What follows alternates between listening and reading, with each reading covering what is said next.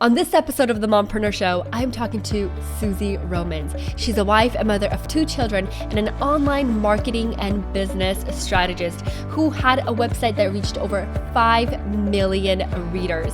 I'm your host, Vicky, and this is the show that features amazing stories of the most remarkable mompreneurs. Thank you so much for joining us.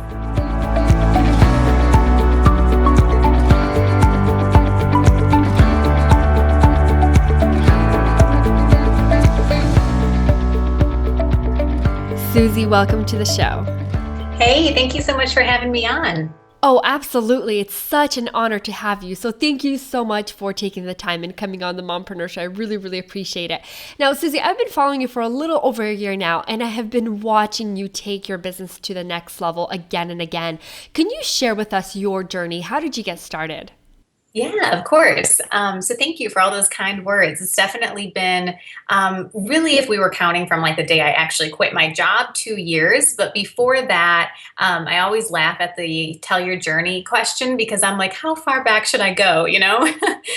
Because truth is, like, I was definitely one of those kids as early as like 10, 11 years old that was massively entrepreneurial. And I realized from a very young age that if I wanted something, if I wanted to buy a dress or, you know what I mean, like go to TJ Maxx with my mom and get something I wanted, it was like up to me to make that money, So it was really like I was extremely entrepreneurial my whole life. But yeah, my journey began becoming like stronger and stronger after I did the whole college thing. It was sort of a lot of that education. It was my parents who really ingrained in me, like go to school, kind of take the safe route. Although to be honest with you, my personality is a little bit more rebellious. I probably wouldn't have, you know what I mean, if my parents didn't want that so strongly. But anyway, after that, I tried out a few jobs, and nothing really felt like I loved it. You know what I mean? It didn't feel fully alive. It just felt very mundane. So it was around the age, like around in my 20s, I would say, when my husband and I met, which was around like 22, I'd already started dabbling in blogging. WordPress was like very new, it was like brand new. And even when we were just dating, I tell this story about how our friends would be calling and text messaging us like, hey, come out to the bars or whatever. And we'd be like at cafes, literally with our laptops, like building websites, So it definitely, those kind of hints, the ideas were brewing a few years ago, and then it was after I had my kids that it really became like a necessity for me to creatively express myself, to have the business. It became more than just, oh, I'm dabbling with some ideas, but I found myself actually kind of in a bit of a rut, a bit of a depression, even after I had kids, because I felt this responsibility and this kind of losing myself. I think a lot of moms can probably relate to that sense of like, all of your life completely changes, right? Like pretty much overnight, and you lose the elements of what used to make you feel alive and what used to make you feel adventurous and spontaneous and creative and all these things that I had, in my personality. So I found when I started my blog, the Stay at Home Susie one, that it became like my creative route, like my outlet. Whenever I'd be stressed, I'd be like, honey, to my husband, like, take the kids. I just need an hour. And, I'd go to my website and start creating videos or images or whatever. And so it only took and started like playing around with Pinterest and not just playing around, but to be honest, it was kind of an obsession. Like I just loved testing things. And so things blew up with Stay at Home Susie. Like I got picked up on Facebook and in Pinterest, and my reach started growing pretty quickly. There were days where I had 20,000, 30,000, 40,000 hits, and even in my own marketing, I tell the story about this panic that set in, like calling my husband and being like, oh my God, I don't know what to do. Like something's working. What do I do? With all this traffic.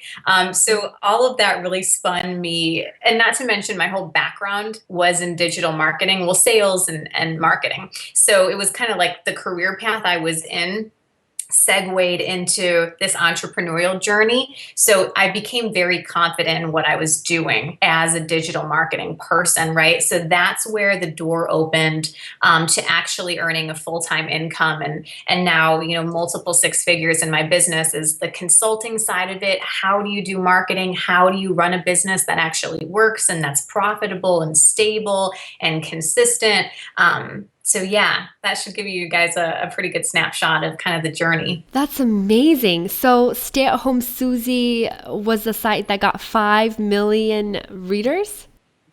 That was the first blog that actually worked. When my husband and I were kind of dating, we had all these ideas, but that was the first one that I really took full time. Yeah. So, what did you write about? You know, yeah, it was everything from motherhood to lifestyle. I had articles about date nights with your husband to like how do you lose weight after you have kids? Like what did my diet and exercise plan look like? So it's kind of all over the place. And to be honest with you, I don't know that I had a very clear vision. Starting out, I think a lot of women who want to start a business are kind of like, oh, I like this, I like this. I'm not entirely sure what I'm going to do or how I'm going to monetize it. I would say, the first half a year to a year of that website, I really didn't know how I was going to monetize it. It was more like this creative outlet. I love how you shared that you didn't have the clarity when you started your blog. And oftentimes we all have that. And it's so important to take that plunge and jump in and take action anyway. I mean, that's how I started online too, is like I started as a virtual assistant and then as a social media management, kind of like you. And my business has evolved so much ever since. And so I think that it's so important for us to, and for everyone watching and listening, is that really take action. You don't absolutely have to have that clarity before you take that jump and move to the next level, because action leads to clarity. So so important to take that action. So I really, really, really appreciate that, Susie, for sharing that with us. Right. I agree. I mean, there's totally times where you just need to like step into like prayer or meditation and just kind of get grounded. But when it comes to business and making money and marketing online, absolutely, it's clarity comes from the acting, the doing. You know what I mean? Not from the kind of sitting back and analyzing everything to death. Like you're never going to get anywhere, right? If you don't actually start. And be open to the journey. Even now I have so many clients that are like, oh, well, I don't know. Like they have this failure to launch problem because they are like thinking 20 chapters ahead. And I'm like, hold on, come back to where we're at right now. Like this is perfect for where you are right now. And if in 5 years you're going to be somewhere else, great. And if even in 6 months you will have evolved, like guess what? That's what we're humans. We're always growing, changing, evolving. Like that's nature. That's, how kind of God created us to be, is to be constantly, So be okay, be open to the flow and open to the growth, and don't let it hold you back from starting and launching literally right now. That's such a great point. Can you share with us, how did you monetize a blog? Because there's a lot of bloggers here that are listening as well, and they have content. They have great content. They have visitors. Some up to 2 million visitors. But how do they monetize it? Like, I would love to hear how you monetize it so we can learn from you. Yeah, so I started out with Stay at Home Susie, started becoming with ebooks, like monetized through ebooks. But I don't want to like lie. I'll be totally honest. That wasn't a full-time income. I didn't fully have like a funnel set up, and I wasn't as super advanced as I guess you are after you're doing it for a couple of years.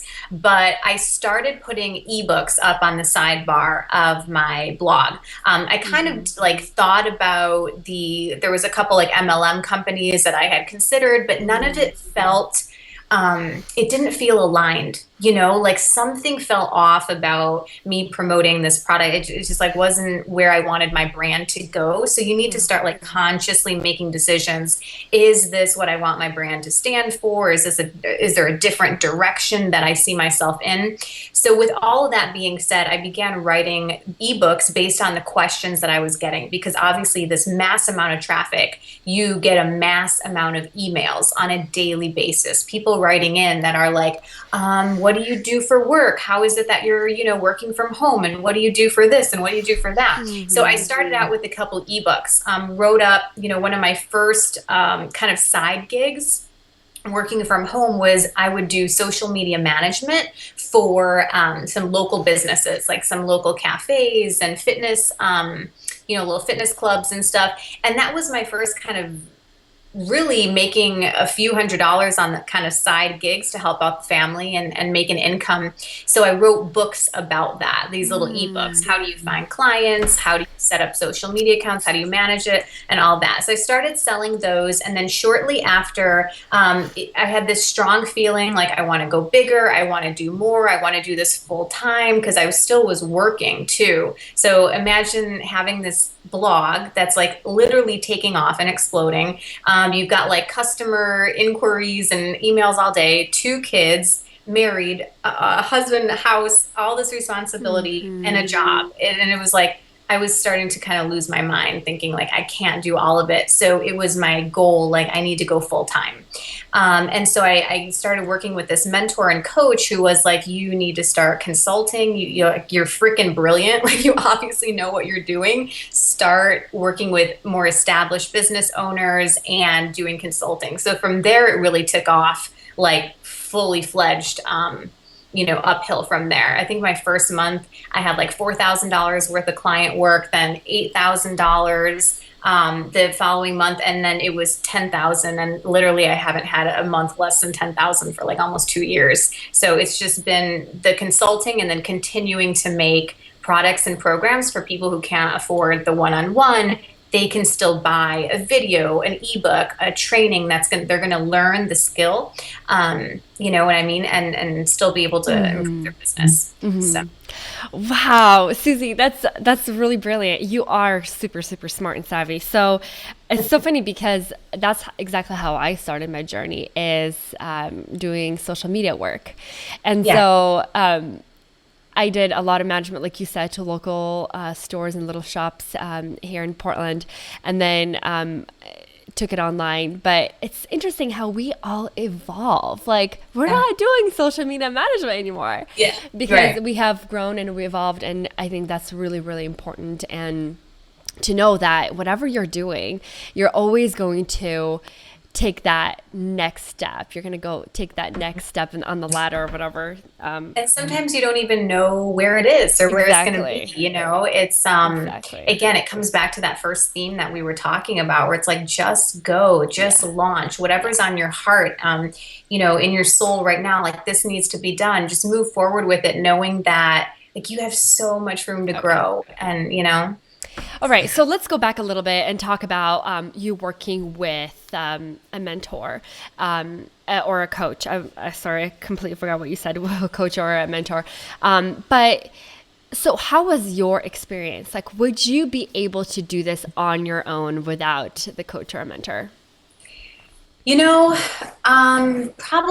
I don't know. It's a hard question. Would I end up here? I don't want to like take away credit from her because she really did shift my perspective, because here I was thinking, I just want to make passive income. It's such like a hot word, like passive income. You can just kind of sit on the beach and do nothing and you'll make money. Truth is like, that's not really all that fulfilling. And sorry, I just got a notification. It's not all that fulfilling to sit around and like do nothing and think that you can automate everything. And so in my opinion, the shift was a big deal into working with people one-on-one, into like going bigger, charging higher rates, like kind of like up leveling my whole self. So would I have ended up here? I don't know. I'm really grateful that I had that drive and that I was willing to take the risk. Because to be honest with you, it was expensive. She was like $1,500 a month, I think, or it was like $1,200 or $1,500 a month. So it was a crazy big risk because I had just quit my job, and then I find this mentor and she's making great money online, and I literally just have this looming question of like, how do you go full time? I don't get it. Like all these people are talking about it. You see these people making six figures or seven figures, and it felt like some secret memo. Like I wasn't getting. Like everyone else or all these other successful people had some memo, and I'm like, what are they doing? Because the ebooks were doing okay, but when you have a $20 ebook, you're making around $400-500 a month. I wasn't able to get beyond that until I started consulting and doing services and then scaling as I continued growing. I really look at my business in two ways for people who are visual. There's the whole element with the service, the consulting, the high level stuff that you're doing one-on-one with people. And then there's the personal brand side of it where I'm growing my audience, I'm growing my platform and selling, I even have merchandise now on one of my websites where we're leveraging and scaling through products and programs, right? But it's not always an overnight thing where that can totally lift off. So the consulting side of it is still important to me, and it's fulfilling. When you went from having a full-time job to a full-time entrepreneur, how did you make the shift, and how did you balance what's your kids? Were they in daycare? Were they in school? Like, how did you balance the kids and then everything else that you have going on? Yeah, so I mean, I'm a firm believer that the kids need attention, right? They need there needs something to do. They need to be playing. They need to be taken care of. So I was never the mom who was like over here trying to work and like they're over here constantly like, hey, mommy, mommy. It was like, no, we had them with a nanny or a babysitter. We've really tried a few different things. We tried like daycare programs and kind of summer preschool things.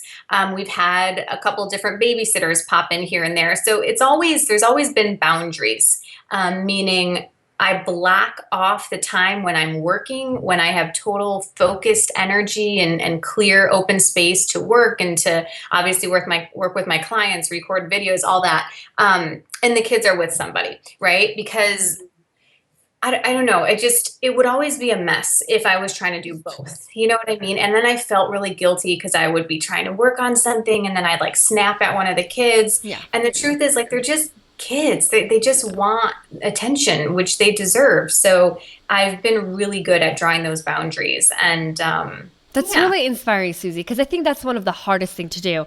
Actually, it's so funny. And I'm totally going to do like a quick pitch here, but I wrote a free ebook called 5 Biggest Mistakes Mompreneurs Make and How You Can Avoid Them. Yeah. And you can find it on my website, mompreneurshow.com. But the thing is, I was just revising it and I read that exact thing what you're talking about giving the time and blocking off the time for whatever that you're doing. And I even mentioned that like I tried, like you end up saying yes to things that you would not ever approve of when your kids come like, mommy, can I have this? Mommy, can I do this? Yeah. Mommy, can I draw on the wall? Like literally, because you're like totally focused on your work. You're like, yes, yes, yes, yes, yes, just be occupied. And it's horrible. Like it's horrible. And then like, so it's funny because like I can totally relate.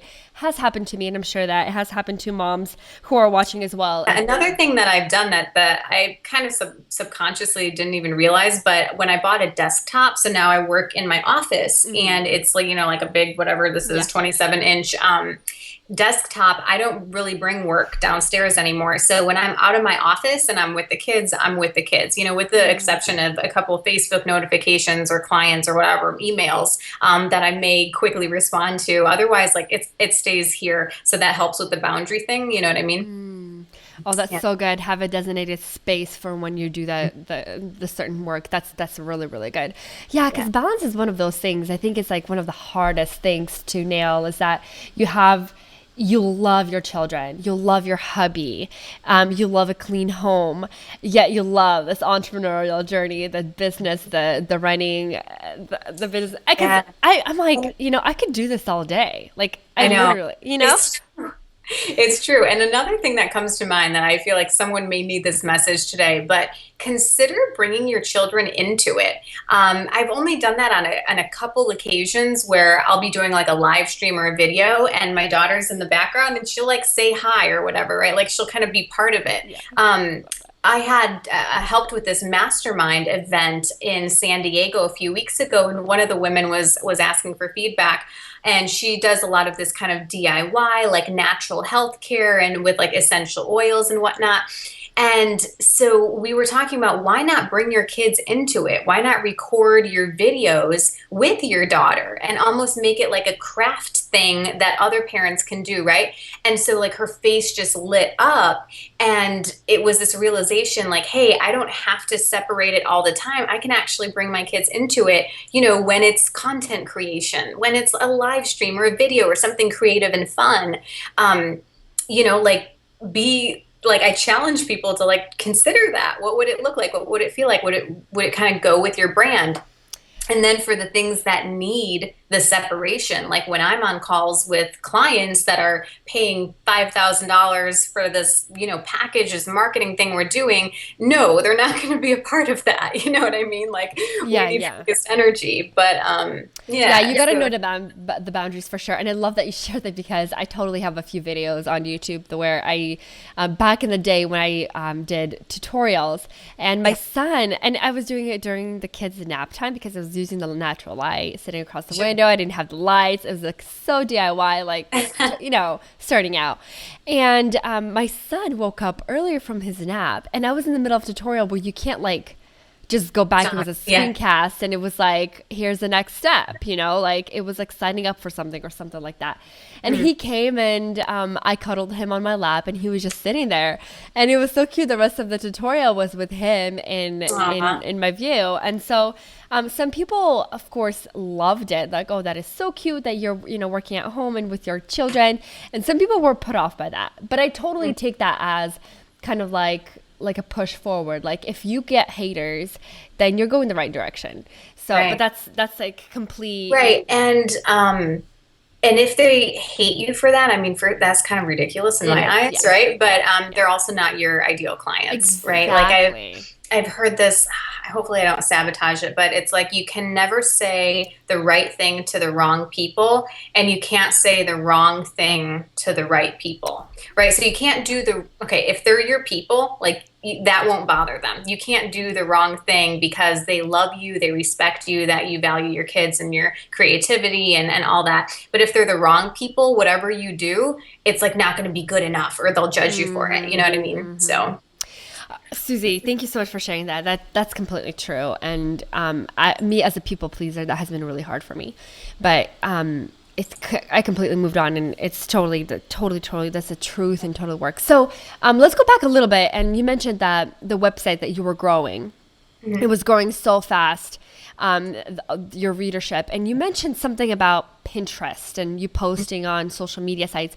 Can you tell us about like the strategy behind that? Like, was it purposeful that and I think that's when Pinterest just came out. I think that was like blowing up at that time. Yeah. And was that a part of your success, making Pinterest as a traffic source? Yeah. I mean, I think I took a lot of what I was good at from a sales and marketing perspective, just like kind of timeless principles about bringing people's interest in, right? So I was using Pinterest as kind of my vehicle or my method, but the principles were like making people curious, grabbing attention, and how to do that through use of copy and colors and emotion.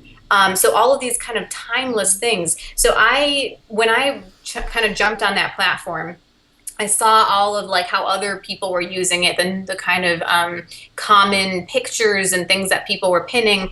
And then I began realizing, hey, there's an opportunity here to take the headlines of your posts. And this was like 2012, 2013, like right when it was starting out. So like no one was doing this. And taking the headlines and creating curiosity, drawing people in to what you had and onto your platform. So essentially it was like, all right, how do we take all this attention that's on Pinterest and at women that are just scrolling and scrolling, right? And then captivating them with some headline that either stirs up some emotional thing or just creates curiosity of like, ooh, I want to figure out what that is. What's the answer? What's the 3 steps or the formula or whatever? And then the point was get them to click and then get them on your site. right? Because you're not going to make money by just having a mass amount of followers or people repinning. You need to get them to take action, to click on your pins, and then get them on your website. Right. And so that was Exactly. something that I understood like as a fundamental thing right off the bat. So I kind of went into this mass creativity mode of taking all my articles and taking all these ideas, creating vertical pins that would take up a lot of screen space because it's a platform where people are scrolling. The vertical pins just naturally get more screen space. So they're going to get viewed more. Testing out things like borders and different colors and testing out headlines, what would be the repin or the share rate on something that's written this way versus this way, right? So there's a lot of testing and that sort of a thing. And then when I say the emotion part of it, yeah, there were definitely posts where I talked about one of my articles about just feeling like this postpartum depression, this rut, and how to get out of it, and how to kind of get into a creative mode to feel better, and to kind of, what I do when I'm feeling low or down. And those kind of things would draw up like an emotional interest, right? People would kind of stop and be like, oh, here's somebody who's being honest and real and truthful, and not just like, some, 10 ways to lose 40 pounds or whatever, right? Like, here's an honest and truthful approach. So I think a lot of the traffic that I got like was recurring too, that people began coming on the blog, they know what they'd get, and come back, So powerful. Now, hearing your story, I have this question come up, and I apologize for not warning you about it, but it might be interesting question. So you know how when people have success with a certain tool or with a certain strategy, they end up teaching about it and sharing how they had success with that certain platform, certain strategy, which in your case is Pinterest, how you were able to drive millions of readers onto your site. I'm really curious, like, why did you not take that route and go like, hey, I'm going to teach Pinterest marketing? And I'm just curious because so many people are doing that. They succeed in one thing, like they succeed in webinars, and then all of a sudden they're teaching on how to succeed with webinars. I would love to hear. Yeah, well, let me think here. So I actually do teach a course about website traffic. And the reason I decided not to just teach Pinterest is, there was a transition that happened with my brands, right? So I realized the stay-at-home Susie stuff wasn't producing the kind of income that I wanted, or the direction that I wanted to go with as an expert and a thought leader, right, in my industry. So I felt this sense of, okay, this is like the mommy blogger space, and I didn't feel like I fit in there as much as I did as marketing expert, thought leader on entrepreneurship. Right. So I created this new brand, which was SusieRomans.com, just my first and last name. Right. So created my personal brand and started kind of moving away from the stay-at-home Susie stuff. Again, it was just an alignment thing. I noticed a lot of the mommy bloggers would talk about DIY stuff and like frugal living and, redoing their furniture. And to all of them, like, awesome, good for them, right? That's their passion. It totally was not mine. I was always about like business, like I'm just a massive go-getter. Like I'm just this kind of personality that's like high achiever. How do I get in magazines? How do I get on TV? Be seen as an expert, and really this leadership role. That's where I saw myself going. I do teach website traffic, and here's my belief. You can't rely on just one platform, because as we can see, or as we've seen, it changes, right? Like Twitter, like, does anyone use Twitter anymore? I don't know. It seems like that one's kind of not as popular as things that are newer, like Snapchat. You see these trends or things kind of move in and out. I've had traffic from Pinterest, yeah, but Facebook's also a top producer for me, as well as I've had some massive media exposure that's drawn in tons of interest and traffic and customers and clients from that exposure, on Business Insider. So I Can you teach share? website traffic.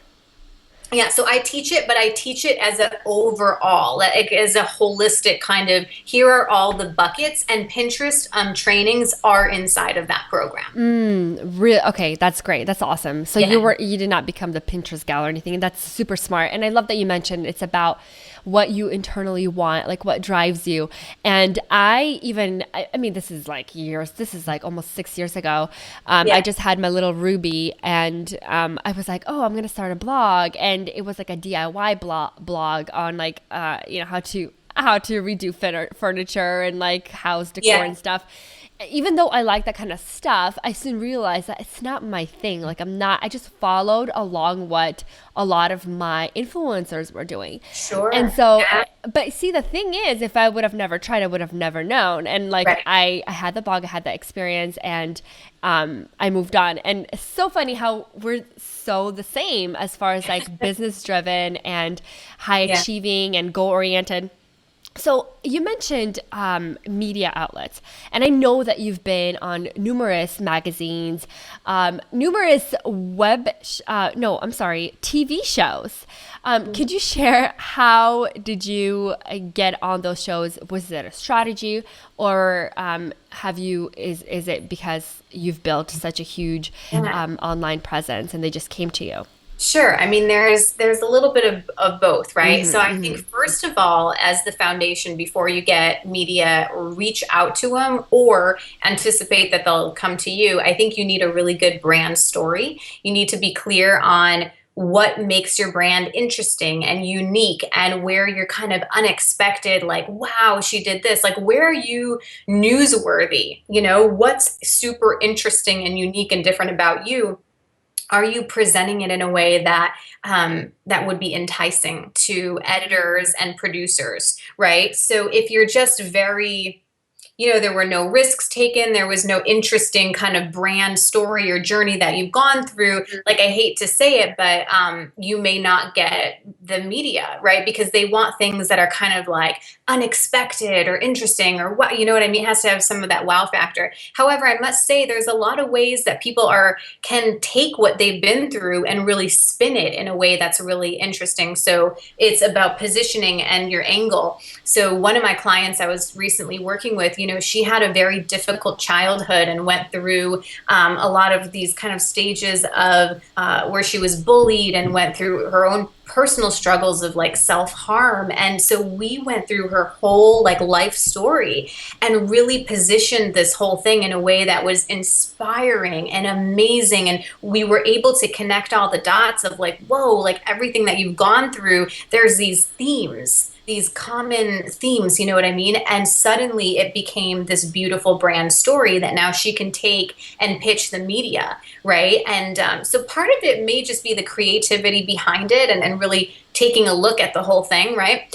So that's necessary, in my opinion. So can I stop you right there and just go back Yeah. a little bit, pick at this. This is very interesting, and I've heard this before. The strategy behind really going back and looking at your life as a timeline with the major events that happened, and create a story that way. And I agree, it's very interesting to hear the story. But for example, like the client that you worked with that had the hard childhood.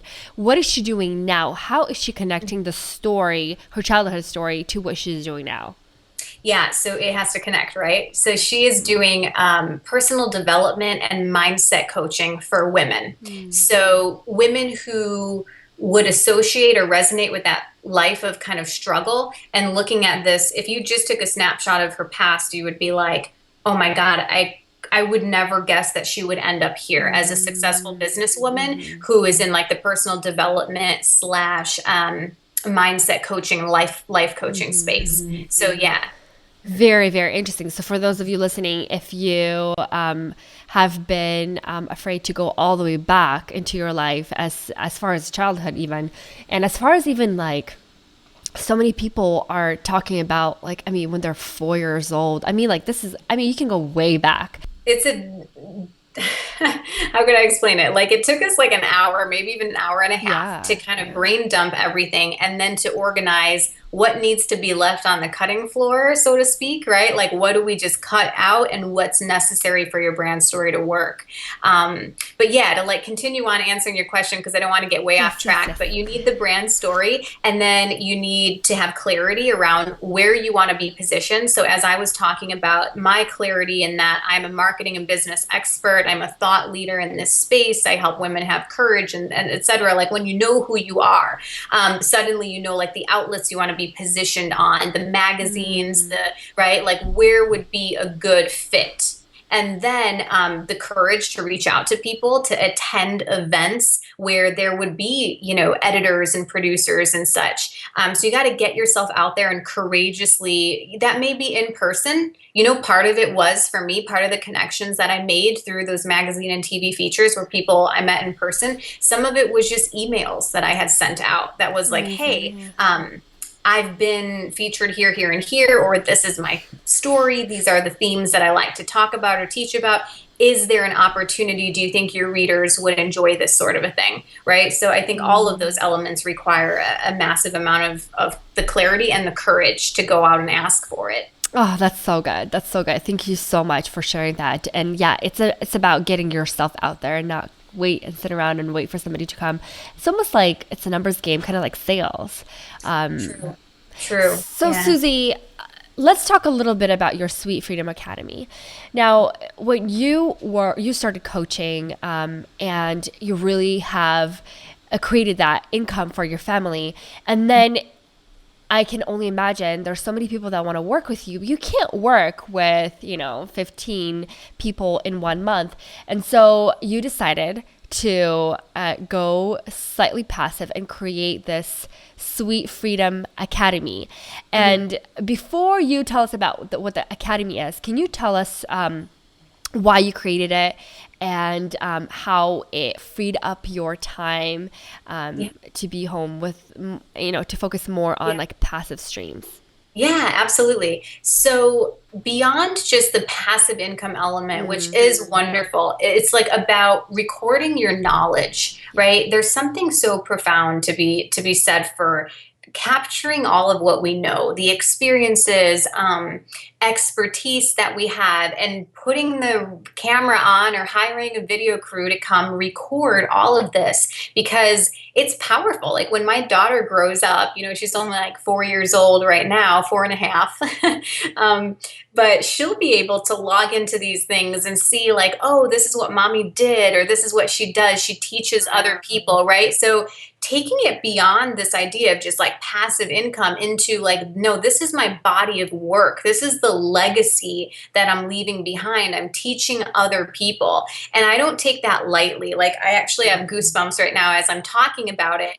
The reason I don't take it lightly is because we really are changing people's lives. We have the ability, and changing lives sounds vague. So I can tell you one of the first stories I got an email back from somebody back when I was actually just selling some ebooks off Stay at Home Susie, from a woman who was like, sent me this email. Like, she was a single mom. She had come across my website, was so inspired. She bought one of my ebooks, started her own web design company. And mind you, the dad of her daughter had left. So he just like up and abandoned them completely.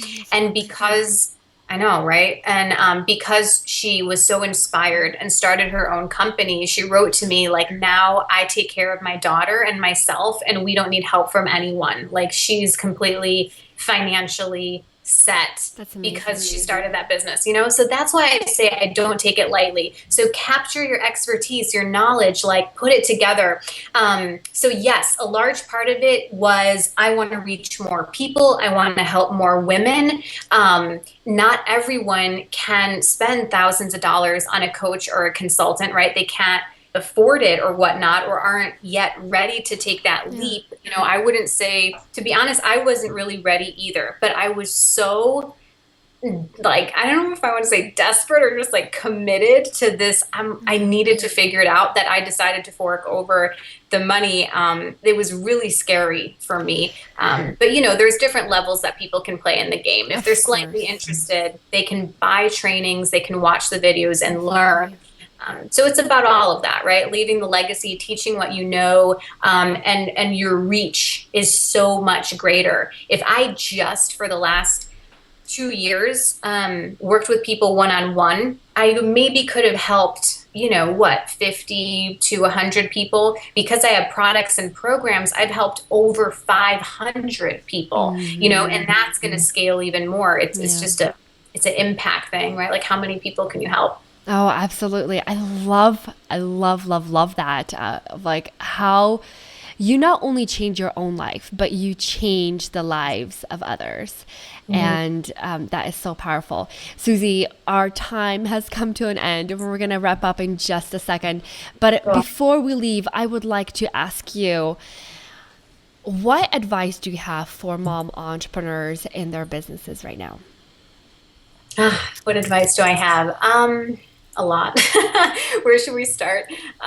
Really surround yourself with people who are operating at a level that you want to be. That was a big thing for me. I'm the only entrepreneur in my family. And if I had not began to reach out to coaches, mentors, other people, going to events and putting myself out there, to only be surrounded by people who are in their day jobs or whatever, like, fine, they may be happy, but you have to realize that's not up leveling you. You are going to be operating at a lower level, thinking, oh, it's normal to be operating here. When you grow out of that, you reach out to people who have $1 million businesses. And again, it's not just about the money, but who are impacting millions of people.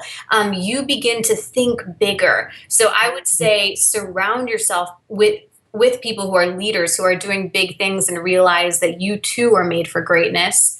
Realize that there's going to be fumbles and failures like all the time, that you're going to have these little dips and these little kind of trenches that you go through. It's normal. It's okay. Like, you're going to get out of it. You have to stay mentally and emotionally strong and continue working on that. I also think that if you focus on giving and serving and showing up, you will be happier. You will be more fulfilled. Like, don't work in a silo. Don't be by yourself all the time. It's lonely, it's isolating and depressing. So get out there, like, do interviews, work with people, go to events, like, really, that's what's going to light you up and help you step further and further. That is so powerful. Susie, that is so powerful, and I completely agree. Like, I've gained so much clarity by meeting with people and talking with people, getting to know them.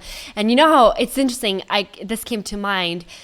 Whenever you share your dream with people, some people want to offer advice right away. And some people are like, oh, I don't want advice. I never take advice. But this is really interesting, because whenever I would get unsolicited advice, you should do this, you should do that. Oh my gosh, I can see you do this.